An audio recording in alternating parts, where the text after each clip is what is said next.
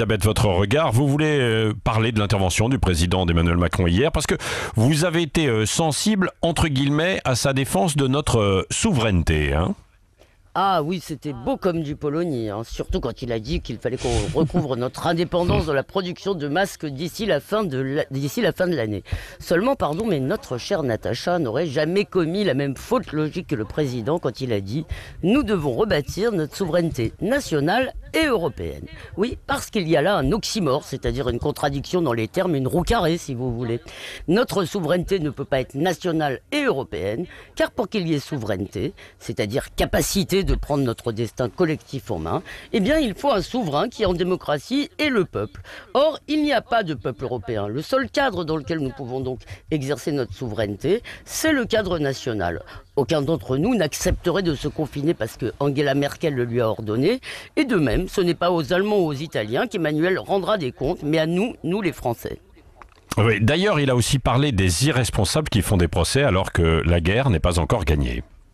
Oui, alors je ne sais pas s'il employait le mot procès au sens métaphorique ou au sens propre, hein, parce que le confinement stimule véritablement les ardeurs justicières, ce que l'écrivain Philippe Muret appelle l'envie du pénal. Oui, il y a dans l'air un affect, une envie de tête qui tombe, et la peur de se retrouver devant la Cour de justice de la République hante, semble-t-il, pas mal de ministres. Du reste, il y a plusieurs plaintes déjà, hein, moins d'une dizaine, je crois, émanant de particuliers ou d'associations qui ont été adressées donc à la CJR.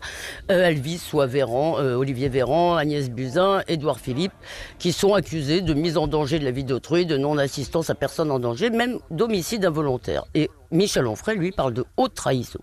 Alors on peut trouver d'ailleurs le site, hein, pour montrer quel point c'est ouvert à tous, on peut trouver les formulaires maintenant, il y en a pour tous les goûts. Si vous êtes personnel médical, si vous êtes malade ou non malade, il y a un site qui vous donne le formulaire pour porter plainte.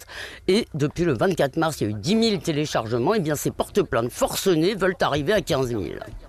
Oui, et qu'est-ce qui vous pose problème là-dedans, Elisabeth ? Eh bien, ce qui me pose problème, c'est la confusion entre la responsabilité pénale et la responsabilité politique, ce que Georgina Dufoy, pendant l'affaire du sang contaminé, avait résumé dans la formule « responsable mais pas coupable ». Eh bien oui, c'était finalement une formule assez juste, parce qu'un ministre qui pique dans la caisse ou qui tue son conjoint, oui, il relève de la justice, mais pas un ministre qui se trompe.